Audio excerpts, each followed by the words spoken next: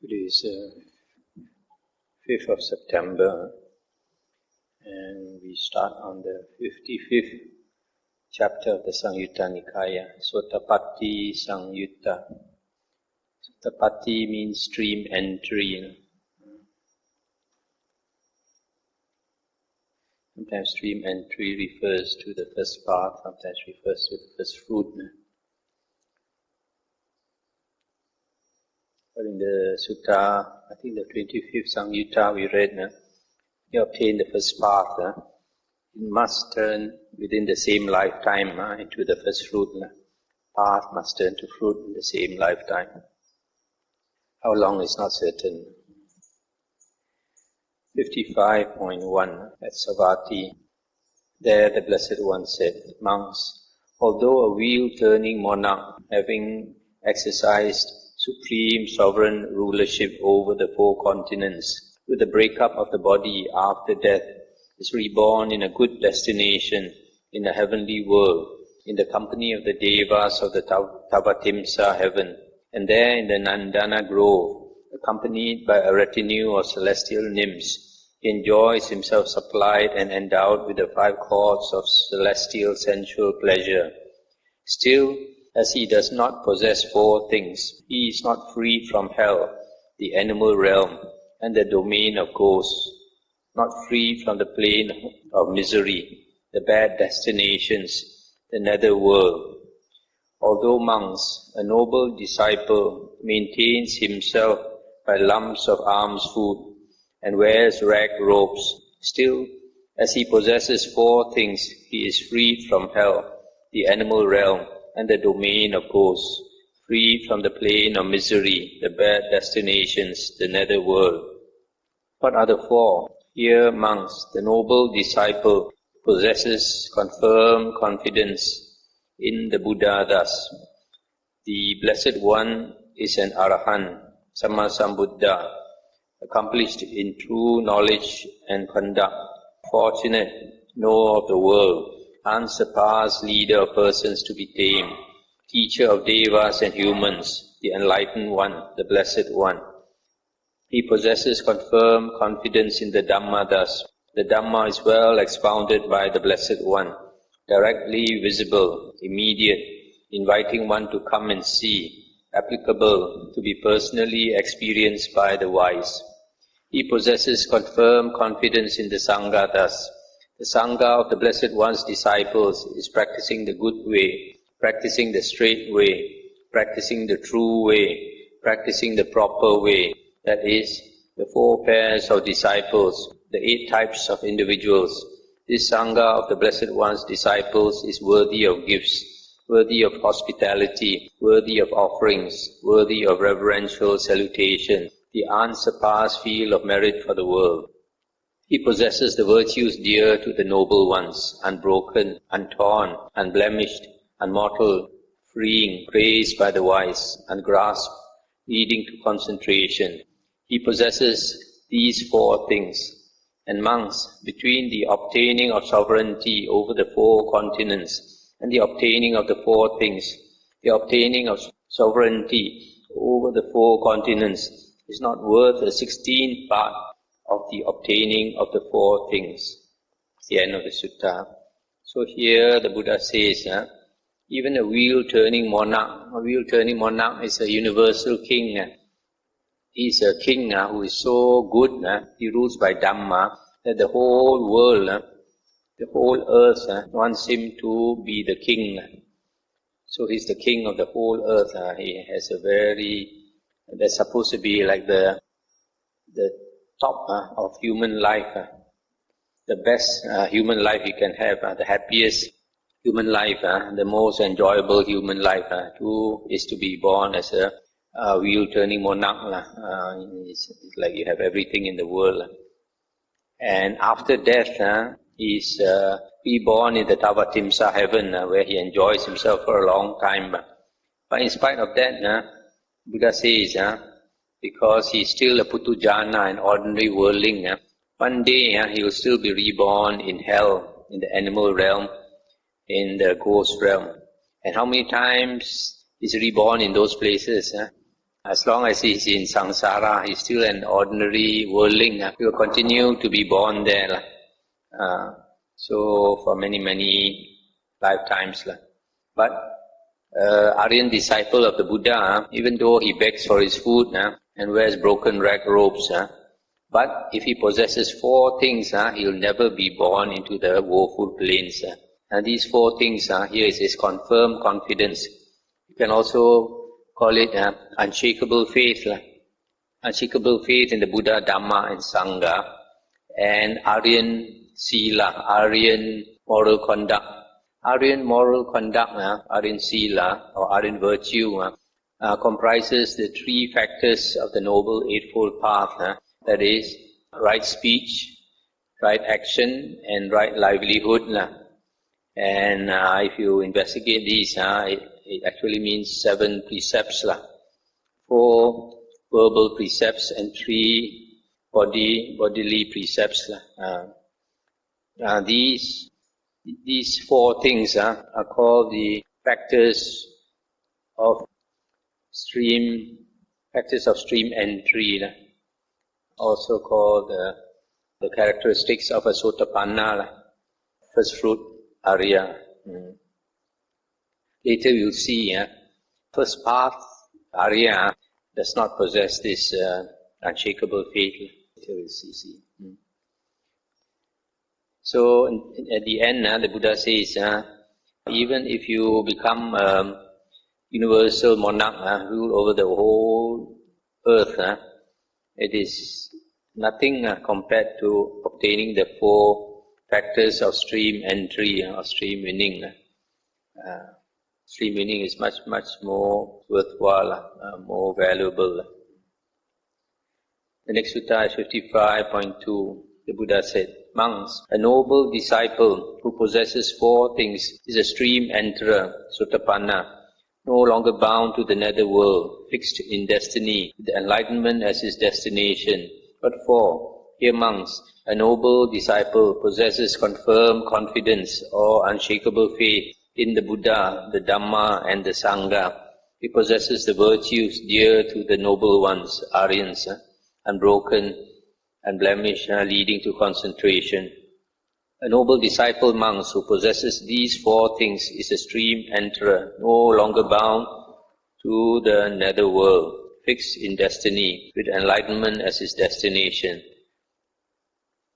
This is what the Blessed One said.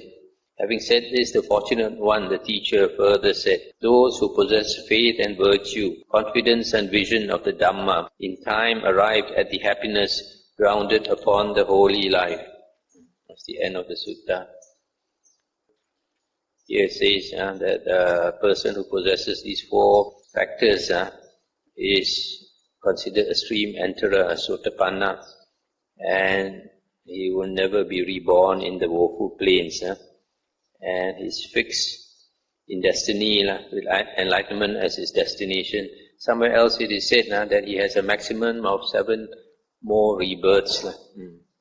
55.3. On one occasion, the Blessed One was dwelling at Rajagaha in the bamboo grove, the squirrel sanctuary. On that occasion, the lay follower Digavu was sick, afflicted, gravely ill. Then the lay follower Digavu addressed his father, the householder Jotika, thus, "Come, householder, approach the Blessed One, pay homage to him in my name, with your head at his feet, and say to him, Venerable Sir, the lay follower Digavu is sick, afflicted, gravely ill. He pays homage to the Blessed One, with his head at the Blessed One's feet.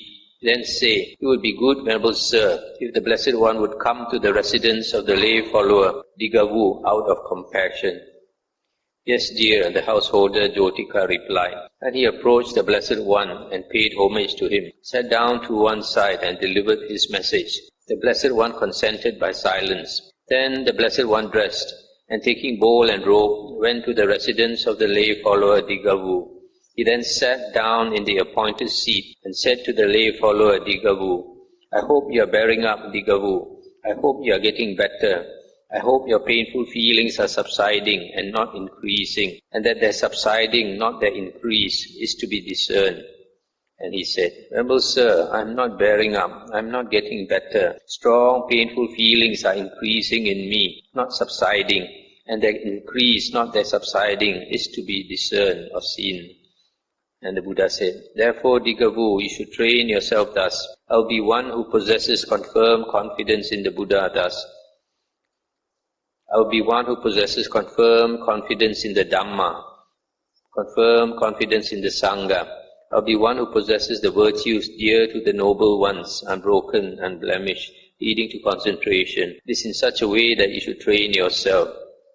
And Dighavu said, Venerable Sir, as to these 4 factors of stream entry that have been taught by the Blessed One, these things exist in me, and I live in conformity with those things. For Venerable Sir, I possess confirmed confidence in the Buddha, in the Dhamma, in the Sangha, and I possess the virtues dear to the noble ones, unbroken, leading to concentration.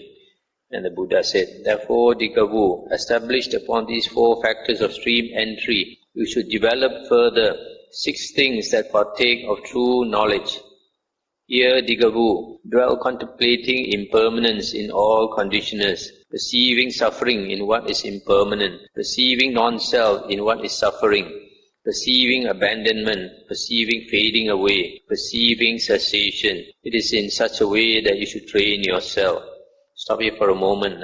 So here the Buddha says that since you are already Sotapanna, you should develop 6 other things that will lead to true knowledge. Dwell contemplating impermanence in all conditioners. This word conditioners is sankhara. All things in the world are conditioners as well as conditioned things. Anything that conditions something else is called a conditioner. But since it is, and say, for example, A because A has come into being, because of A, B comes into being. So A is a conditioner of B. Then after B has come into existence, B will condition C to arise. B is conditioned by A, and B is the conditioner of C. So all things in the world are like that. Conditioned as well as conditioners. So the Buddha says, dwell contemplating impermanence in all things in the world, and see suffering in what is impermanent, and perceive non-self in what is suffering. This perceive non-self in what is suffering is, the Buddha always says, like the body, is the body permanent or impermanent? Then the disciple says impermanent. And the Buddha says, is what is impermanent? Suffering or happiness? And then he says, what is impermanent is suffering. And the Buddha says, what is impermanent? Suffering, subject to change. It's not I, it's not mine, it's not myself. In other words, this body and mind and all these things, they give a lot of suffering. So why do you continue to take it as yourself? If you take it to be yourself, then you will suffer. But if you let go, you consider it as yourself. The body is just the body.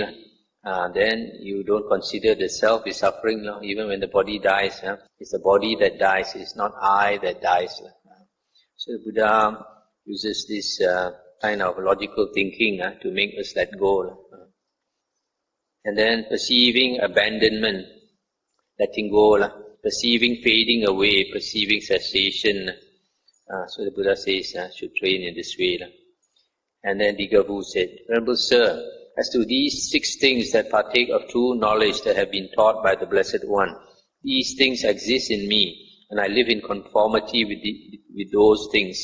For Venerable Sir, I dwell contemplating impermanence in all conditioners, perceiving suffering in what is impermanent, perceiving non-self in what is suffering, perceiving abandonment, perceiving fading away, perceiving cessation. However, Venerable Sir, the thought occurs to me, after I am gone, may this householder, Jotika, not fall into distress. Jotika is the father, he's worried after he passes away, the father will grieve. Then the father said, don't be concerned about this, dear Dighavu. Come now, dear Dighavu, pay close attention to what the Blessed One is saying to you. Then the Blessed One, having given this exhortation to the lay follower Digavu, rose from his seat and departed. Then not long after the Blessed One had left, the lay follower Digavu died. Then a number of monks approached the Blessed One, paid homage to him, sat down to one side and said to the Blessed One, Venerable Sir, the lay follower named Digavu, to whom the Blessed One gave a brief exhortation, has died. What is his destination? What is his future born? And the Buddha said, Monks, the lay follower Digavu was wise. He practiced in accordance with the Dhamma and did not trouble me on account of the Dhamma. Monks, with the utter destruction of the 5 lower fetters, the lay follower Digavu has become one of spontaneous birth, due to attain Nibbana there without returning from that world. So this Digavu was an Anagamin, a third fruit attainer. So this is the way, it looks like this is the way, when a lay follower is dying, the Buddha reminds him about these 4 factors of stream entry. You should train yourself thus. I will be one who possesses firm confidence in the Buddha, in the Dhamma and the Sangha. I will be one who possesses the virtues dear to the noble ones. Then this person says that he has attained it. Then the Buddha asks him to develop 6 other things. And he says that also he has developed. So, he's a very good lay disciple of the Buddha. Now, the next sutta is 55.5. Then the Venerable Sariputta approached the Blessed One, paid homage to him, and sat down to one side. The Blessed One then said to him, Sariputta, this is said, a factor for stream entry, Sotapatti Yangani, a factor in stream entry. But now, Sariputta is a factor for stream entry. And he said, association with superior persons, sometimes is translated as true men. Superior persons or true men. Sappurisa refers to Aryans, people who possess the true knowledge or superior knowledge. Association with superior persons, Venerable Sir, is a factor for stream entry. Hearing the true Dhamma is a factor for stream entry. Careful attention or thorough attention is a factor for stream entry. Practice in accordance with the Dhamma is a factor for stream entry. And the Buddha said, good, Sariputta. Association with superior persons, Sariputta, is a factor for stream entry. Hearing the true Dhamma is a factor for stream entry. Careful attention is a factor for stream entry. Practice in accordance with the Dhamma is a factor for stream entry. Sariputta, this is said, the stream. But now Sariputta is the stream. And he said, this noble eightfold path, Venerable Sir, is the stream. That is, right view, right thoughts, right speech, right action, right livelihood, right effort, right recollection, right concentration. Good, Sariputta. This noble eightfold path is the stream. Sariputta, this is said, a stream enterer. But now Sariputta is a stream enterer. And he said, one who possesses this noble eightfold path, Venerable Sir, is called a stream enterer. This Venerable One of such a name and clan. Good, Sariputta. One who possesses this noble eightfold path is a stream enterer. This Venerable One is of such a name and clan. It's the end of the sutta. This last part saying that the stream enterer possesses the noble eightfold path. He does not possess it fully.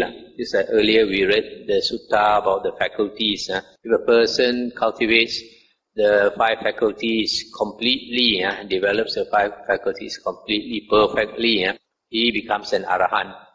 But if he develops less than that, not fully, he may become an anagamin, and less than that, a sakadagamin, and less than that, a sotapanna. So in the same way, if we perfect the Noble Eightfold Path, we become an arahant. But for this stream enterer, he only develops the Noble Eightfold Path to a certain extent, possesses a little of each of the 8 factors. So he becomes a stream enterer, first sotapanna, first Partake. These factors, these 4 factors, are called factors for stream entry. It is different from the other four called the factors of stream entry. The factors of stream entry are the characteristics of a stream enterer, a Sotapanna. This one is the factors that will lead you to stream entry. That's why it's called a factor for stream entry. The first one, says here, it says association with superior persons. That means going to see Aryans, going to see noble ones, associate with them and learn the Dhamma from them. That's the first condition. If you want to become Arya, you have to associate with Aryans. If you don't associate with Aryans, you can never learn the Aryan Dhamma.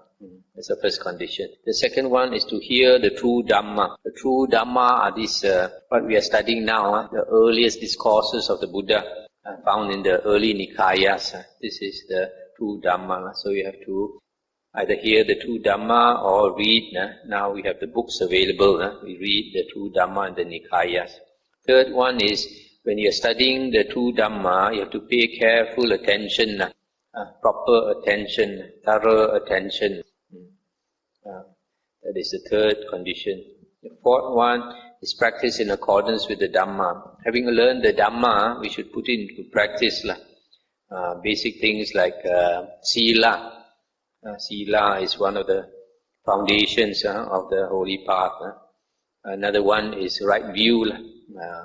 When we learn the Dhamma and we understand the Dhamma, we obtain right view. And so we become an Arya. So these four conditions are very important. So if you want to become an Arya, you have to always remember these four conditions. The next sutta is 55.6 at Savatthi. On that occasion, a number of monks were making a robe for the Blessed One, thinking, after the 3 months, with his robe completed, the Blessed One will set out on tour. Stop here for a moment. These 3 months refers to the Vasa, like what we are having now, the Vasa retreat. In India, the Vasa is the rain season, and in India there are 3 seasons in a year. The rain season followed by the winter season and followed by the summer season. Each one of these seasons is 4 months, not 3 months, 4 months. So during the rains, 4 months, the monks will go into retreat for 3 months. And after 3 months of retreat, the last month, they will use that 1 month to make the rope. Sometimes it's called the Katina Rope. Why is it called the Katina Rope? The Katina actually is a frame, a wooden frame, where the monks, during the Buddha's time, cloth was hard to come by. So they will go and pick up the cloth from the cemetery, from the roadside and all that. So these pieces of cloth, they will put on a wooden frame, and sew them together. That's why the monk's robe is like a patchwork like that. That is a Katina Rope. Once the rope is done, then the monks can go off. So here they plan to make the rope for the Buddha, and after the Buddha's rope is completed, the Buddha will set out on tour. He will go walk here and walk there to teach the Dhamma. Now on that occasion, the chamberlains Isiddhatha and Purana were residing at Saduka on some business. They heard a number of monks, it is said, are making a robe for the Blessed One, thinking that after the 3 months with his robe completed, the Blessed One will set out on tour. These 2 chamberlains, they look after the king's wives. I guess they look after the king's wife's residence, the chamber. Then the chamberlains Isiddhatha and Purana posted a man on the road, telling him, "Good man, when you see the Blessed One coming, the Arahant Sammasambuddha, then you should inform us." After standing for 2 or 3 days, that man saw the Blessed One coming in the distance. Having seen him, the man approached the chamberlains, Isiddhatha and Purana, and told them, "Sirs, this Blessed One is coming, Arahant Sammasambuddha. You may come at your own convenience." Then the chamberlains Isiddhatha and Purana approached the Blessed One paid homage to him, and followed closely behind him. Then the Blessed One left the road, went to the foot of a tree, and sat down on a seat that was prepared for him. The chamberlains Isiddhartha and Purana paid homage to the Blessed One, sat down to one side, and said to him, Venerable Sir, when we hear that the Blessed One will set out from Savatthi on tour among the Kosalans, on that occasion there arises in us distress and displeasure at the thought. The Blessed One will be far away from us. Then when we hear that the Blessed One has set out from Savatthi on tour among the Kosalans, on that occasion there arises in us distress and displeasure at the thought. The Blessed One is far away from us. Further, Venerable Sir, when we hear that the Blessed One will set out from among the Kosalans on tour in the Malan country, then they feel distress and displeasure. Or that he has set out from among the Kosalans on tour in the Malan country, that he will set out from among the Malans on tour in the Vajjan country, that he has set out from among the Malans on tour in the Vajjan country, that he will set out from among the Vajjans on tour in the Kasian country, that he has set out from among the Vajjans on tour in the Kasian country, that he will set out from among the Kasians on tour in Magadha. On that occasion there arises in us distress and displeasure at the thought, the Blessed One will be far away from us. Then when we hear that the Blessed One has set out from among the Kasians on tour in Magadha, on that occasion there arises in us great distress and displeasure at the thought, the Blessed One is far away from us. Stop here for a moment. So here they are saying, each time the Buddha plans to go away from Savatthi, they feel distress and grief, thinking the Buddha is going away from them. And then when the Buddha has left, again they feel distress and displeasure, thinking the Buddha is far away from them. So here they describe the various places where the Buddha keeps going away and away from them. And each time they have news of the Buddha going further away from them, they feel unhappy. But, Venerable Sir, when we hear that the Blessed One will set out from among the Magadhans on tour in the Kasian country, on that occasion there arises in us elation and joy at the thought, the Blessed One will be near to us. Then when we hear that the Blessed One has set out from among the Magadhans on tour in the Kasian country, on that occasion there arises in us elation and joy at the thought, the Blessed One is near to us. Further, Venerable Sir, when we hear that the Blessed One will set out from among the Kasians on tour in the Vajjan country, that he has set out from among the Kasians on tour in the Vajjan country, that he will set out from among the Vajjans on tour in the Malan country, that he has set out from among the Vajjans on tour in the Malan country, that he will set out from among the Malans on tour in Kosala. So when the Buddha starts coming nearer to them, they are very joyful, thinking the Buddha is coming nearer and nearer to them. Then the Buddha said, therefore, chamberlains, the household life is confinement, a path of dust. The going forth is like the open air. It is enough for you, chamberlains, to be diligent. And then they said, Venerable Sir, we are subject to another confinement, even more confining, and considered more confining than the former one. And the Buddha said, but what, chamberlains, is that other confinement to which you are subject, which is even more confining and considered more confining than the former one? And they said, here, Venerable Sir, when King Pasenadi of Kosala wants to make an excursion to his pleasure garden, after we have prepared his riding elephants, we have to place the king's dear and beloved wives on their seats, one in front and one behind. Now, Venerable Sir, the scent of those ladies is just like that of a perfume casket briefly opened. So it is with the royal ladies wearing scent. Also, Venerable Sir, the bodily touch of those ladies is just like that of a tuft of cotton wool or kapo. So it is with the royal ladies, so delicately nurtured. Now on that occasion, Venerable Sir, the elephants must be guarded, and those ladies must be guarded, and we ourselves must be guarded. Yet we do not recall giving rise to an evil state of mind in regard to those ladies. This, Venerable Sir, is that other confinement to which we are subject, which is even more confining and considered more confining than the former one. Stop here for a moment. So here the Buddha says to them, that the lay life is confinement, path of dust is very cramped like that. Going forth, becoming a monk is like the open air. Then they said, oh, we have another confinement, even worse than that.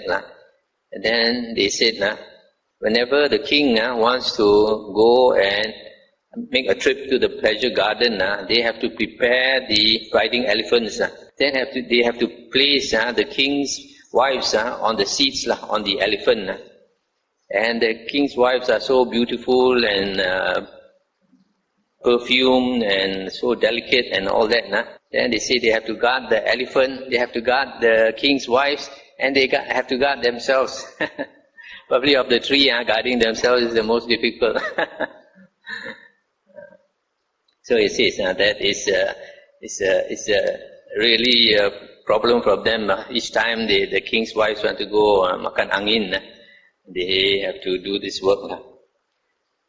Then the Buddha said, therefore, chamberlains, the household life is confinement, the path of dust. The going forth is like the open air. It is enough for you, chamberlains, to be diligent.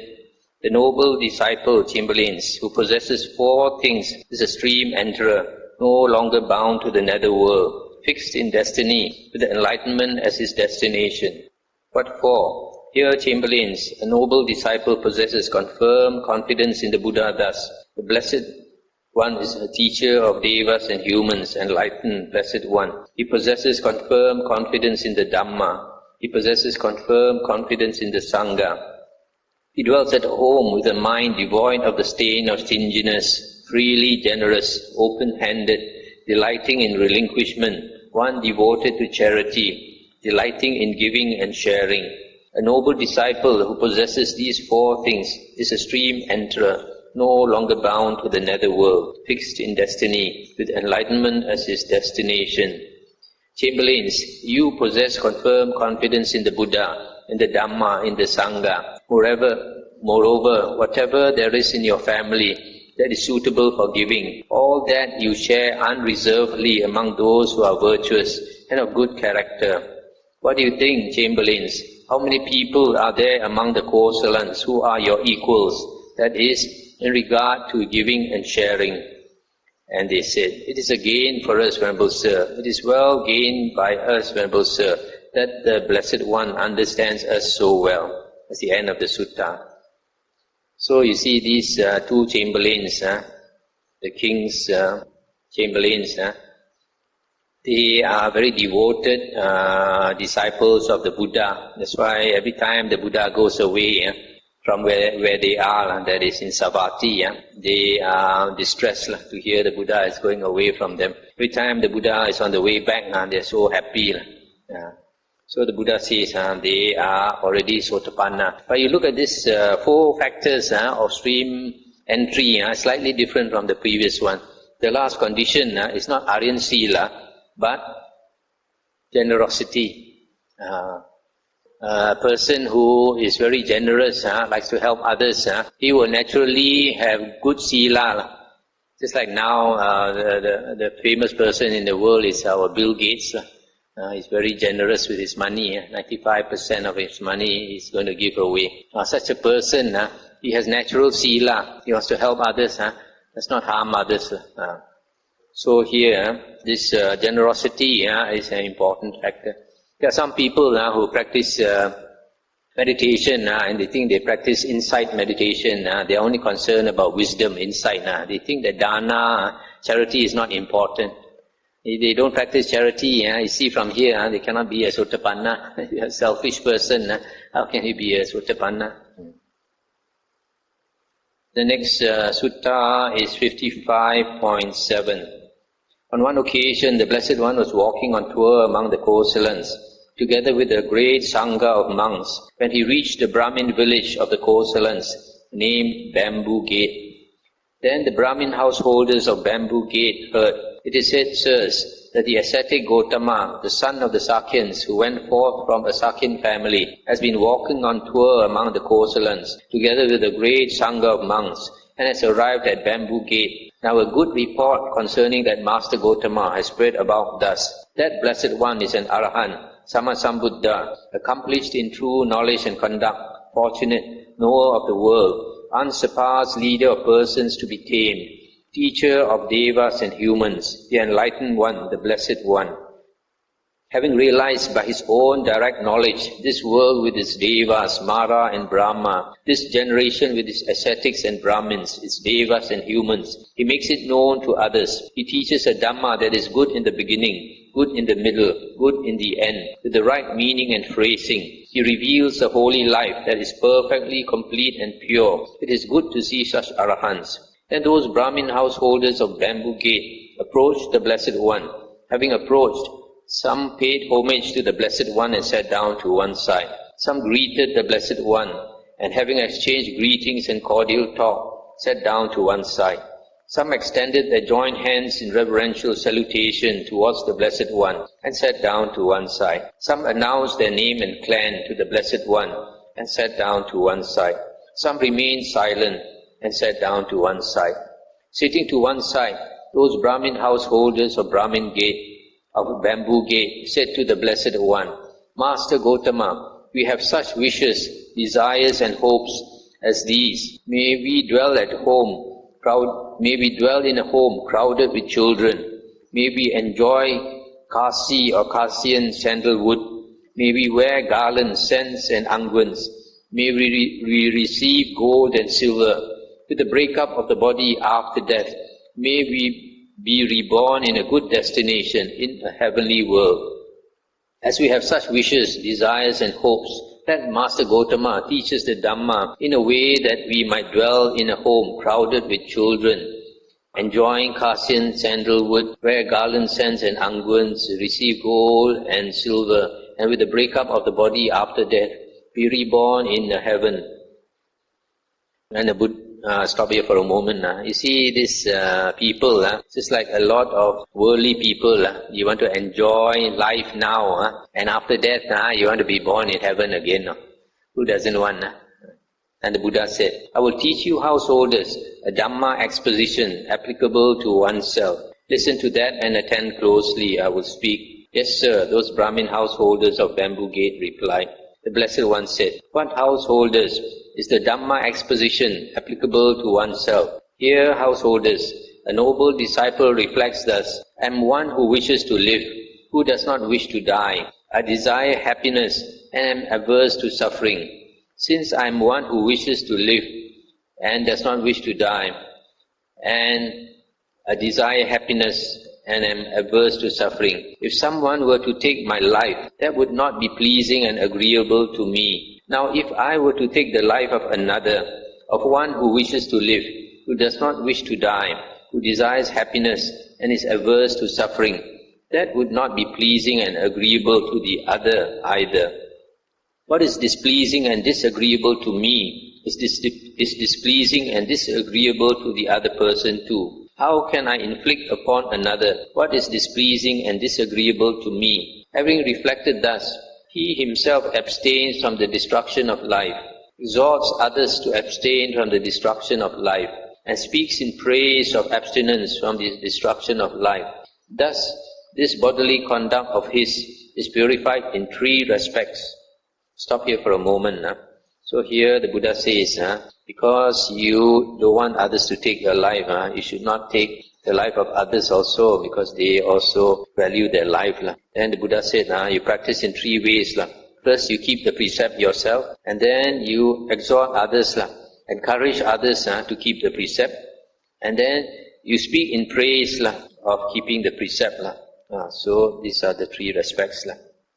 Again, householders, a noble disciple reflects thus, if someone were to take from me what I have not given, that is, to commit theft, that would not be pleasing and agreeable to me. Now, if I were to take from another what he has not given, that is, to commit theft, that would not be pleasing and agreeable to the other either. What is displeasing and disagreeable to me is displeasing and disagreeable to the other too. How can I inflict upon another what is displeasing and disagreeable to me? Having reflected thus, He himself abstains from taking what is not given, exhorts others to abstain from taking what is not given, and speaks in praise of abstinence from taking what is not given. Thus, this bodily conduct of his is purified in three respects. Again, householders, a noble disciple reflects thus: if someone were to commit adultery with my wives, that would not be pleasing and agreeable to me. Now, if I were to commit adultery with the wives of others, that would not be pleasing and agreeable to the other either. What is displeasing and disagreeable to me is displeasing and disagreeable to the other too. How can I inflict upon another what is displeasing and disagreeable to me? Having reflected thus, he himself abstains from sexual misconduct, exhorts others to abstain from sexual misconduct, and speaks in praise of abstinence from sexual misconduct. Thus, this bodily conduct of his is purified in three respects. Again, householders, a noble disciple reflects thus: if someone were to damage my welfare with false speech, that would not be pleasing and agreeable to me. Now, if I were to damage the welfare of another with false speech, that would not be pleasing and agreeable to the other either. What is displeasing and disagreeable to me is displeasing and disagreeable to the other too. How can I inflict upon another what is displeasing and disagreeable to me? Having reflected thus, he himself abstains from false speech, exhorts others to abstain from false speech, and speaks in praise of abstinence from false speech. Thus, this verbal conduct of his is purified in three respects. Again, householders, a noble disciple reflects thus: if someone were to divide me from my friends by divisive speech, that would not be pleasing and agreeable to me. Now, if I were to divide another from his friends by divisive speech, that would not be pleasing and agreeable to the other either. Thus, this verbal conduct of his is purified in three respects in the same way. Again, householders, a noble disciple reflects thus: if someone were to address me with harsh speech or coarse speech, that would not be pleasing and agreeable to me. Now, if I were to address another with harsh speech, that would not be pleasing and agreeable to the other either.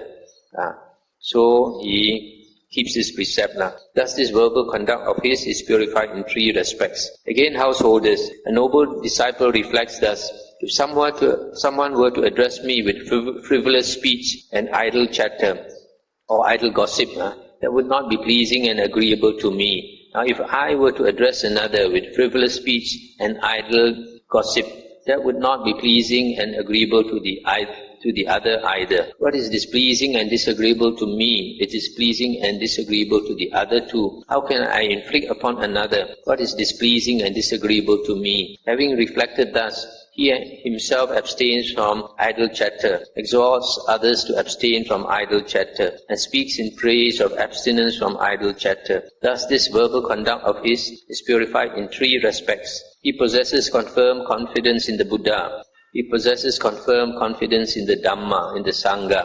He possesses the virtues dear to the noble ones. When householders, the noble disciple possesses these 7 good qualities and these 4 desirable states. If he wishes, he could by himself declare of himself, I am one finished with hell, finished with the animal realm, finished with the domain of ghosts, finished with the plane of misery, the bad destinations, the nether world. I am a stream enterer, no longer bound to the nether world, fixed in destiny, with enlightenment as my destination. And this was said, the Brahmin householders of Bamboo Gate said, Magnificent Master Gotama. And they took refuge in the Buddha, Dhamma and Sangha.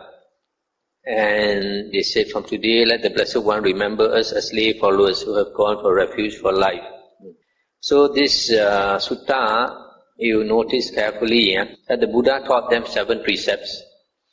In this earliest stage of the Buddha's ministry, teaching, he used to teach 7 precepts, because these 7 precepts are Aryan precepts. When we look into the Noble Eightfold Path, the Sila consists of 3 factors, right speech, right action, and right livelihood. And these comprise these 7 precepts. And then the Buddha said, on top of the 7 precepts, you should have unshakable faith in the Buddha, Dhamma and Sangha, and keep this Aryan Sila, then you will never be reborn in the woeful destinations.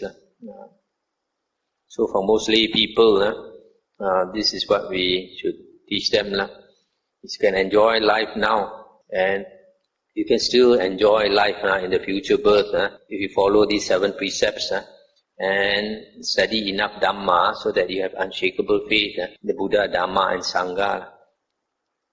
The next sutta, 55.8. On one occasion, the Blessed One was dwelling at Nyatika in the brick hall. Then the Venerable Ananda approached the Blessed One, paid homage to him, sat down to one side and said, Venerable Sir, the monk named Salha has died. What is his destination? What is his future born? The bhikkhuni named Nanda has died. What is her destination? What is her future born? The male lay follower named Sudatta has died. What is his destination? What is his future born? The female lay follower named Sujata has died. What is her destination? What is her future born? And the Buddha said, Ananda, the monk Salha who has died by the destruction of the asavas in this very life had entered and dwelt in the taintless liberation by mind, liberation by wisdom, realizing it for himself with direct knowledge. The Nanda who has died had, with the utter destruction of the 5 lower fetters, become one of spontaneous birth, due to attain Nibbana there, without returning from that world. The male lay follower Sudatta who has died had, with the utter destruction of 3 fetters, and with the diminishing of greed, hatred and delusion, become a once returner, who, after coming back to this world only one more time, will make an end to suffering. The female lay follower Sujata who has died had, with the utter destruction of 3 fetters, become a stream enterer, no longer bound to the nether world, fixed in destiny, with enlightenment as her destination. It is not surprising, Ananda, that a human being should die. But if each time someone has died, you approach and question me about this matter, that would be troublesome for the Tathagata. Therefore, Ananda, I will teach you a Dhamma exposition called the Mirror of the Dhamma, equipped with which a noble disciple, if he wishes, could by himself declare of himself, "I'm one finished with hell, finished with the animal realm, finished with the domain of ghosts, finished with the plane of misery, the bad destinations, the nether world. I am a stream enterer, no longer bound to the nether world, fixed in destiny, with enlightenment as my destination." And what, Ananda, is the Dhamma exposition, the mirror of the Dhamma, equipped with which a noble disciple, if he wishes, could by himself declare thus of himself? Here, Ananda, a noble disciple possesses confirmed confidence in the Buddha. He possesses confirmed confidence in the Dhamma. He possesses confirmed confidence in the Sangha. He possesses the virtues, moral conduct, dear to the noble ones, Aryans, leading to concentration. This, Ananda, is that Dhamma exposition, the mirror of the Dhamma, equipped with which a noble disciple, if he wishes, could by himself declare of himself, "I'm one finished with hell, finished with the woeful plains. I'm a stream enterer, no longer bound to the nether world, fixed in destiny, with enlightenment as my destination."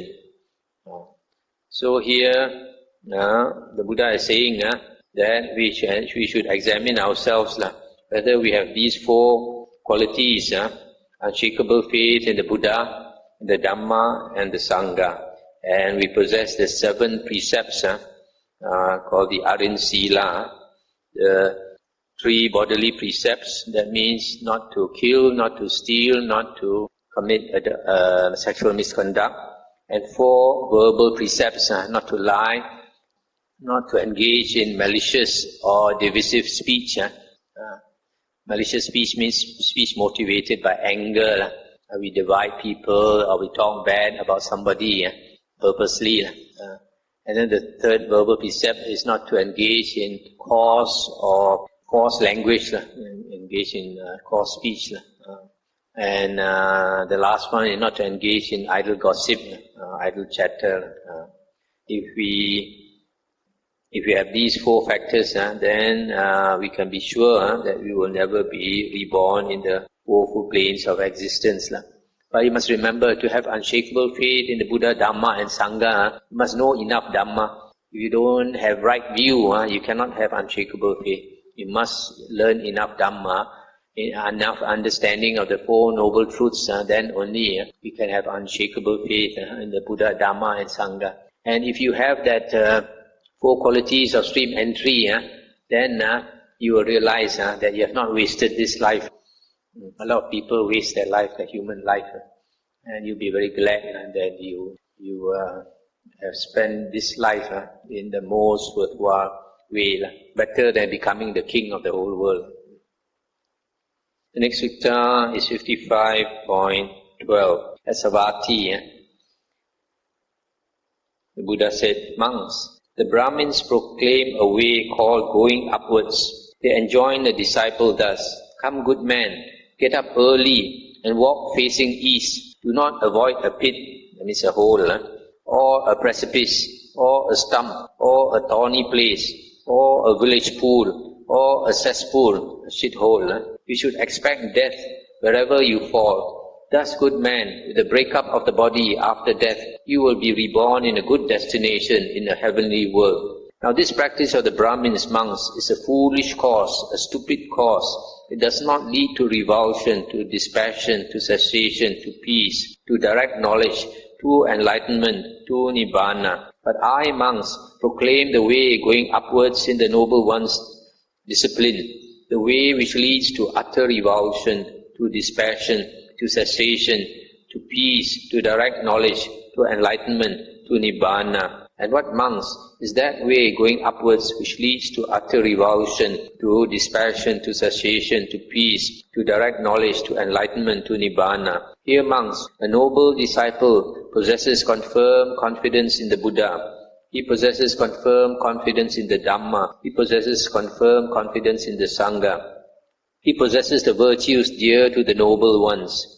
This, monks, is that way going upwards which leads to utter revulsion, to dispassion, to cessation, to peace, to direct knowledge, to enlightenment, to nibbana.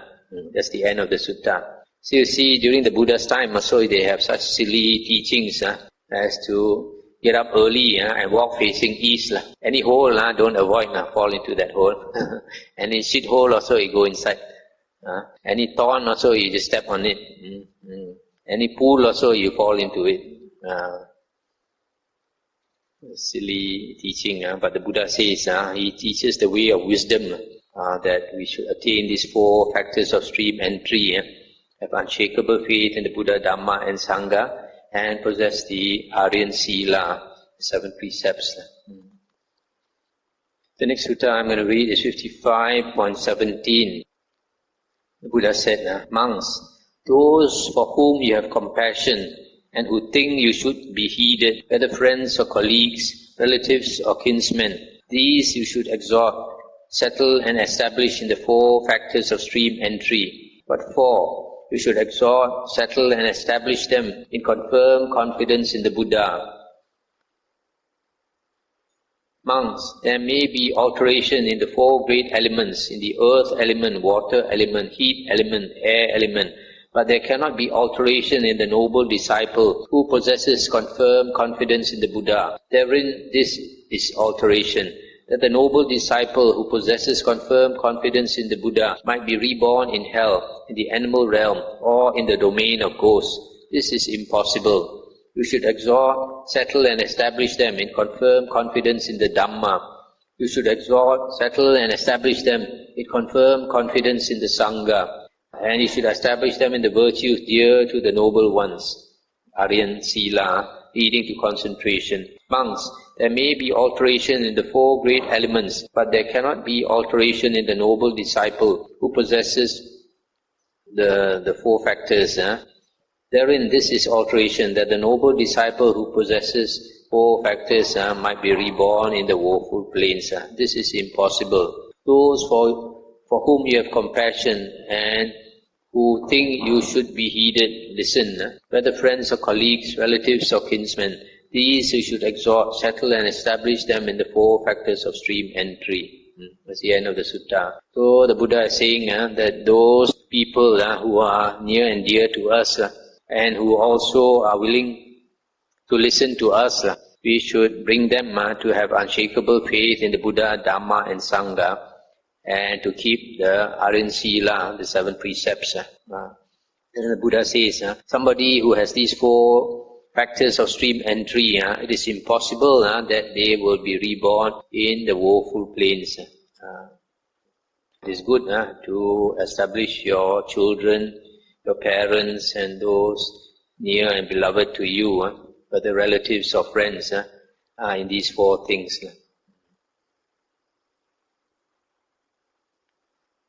Okay, I think I'll stop here for tonight. We can discuss anything.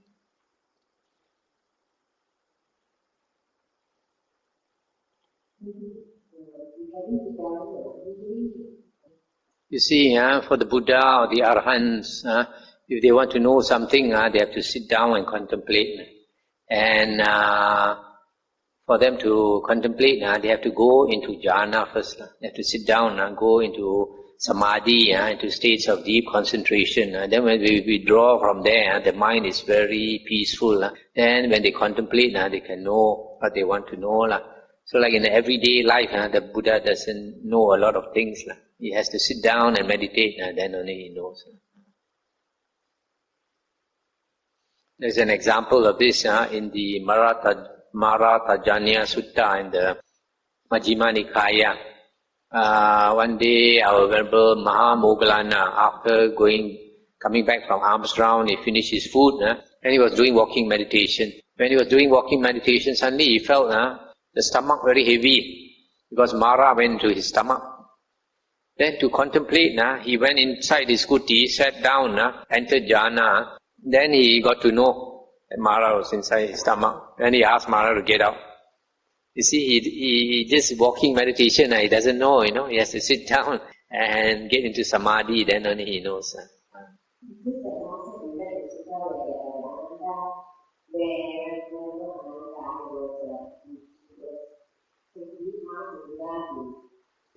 Yes. But the problem with nowadays, these people who practice vipassana meditation is that they use a different criteria. They use the 16 jhanas in the Visuddhimagga, which is not mentioned in the discourses of the Buddha. So those 16 jhanas just is not valid at all. Not valid at all. We know of a few people who have attained all these 16 jhanas and then they give up Buddhism, they change their religion.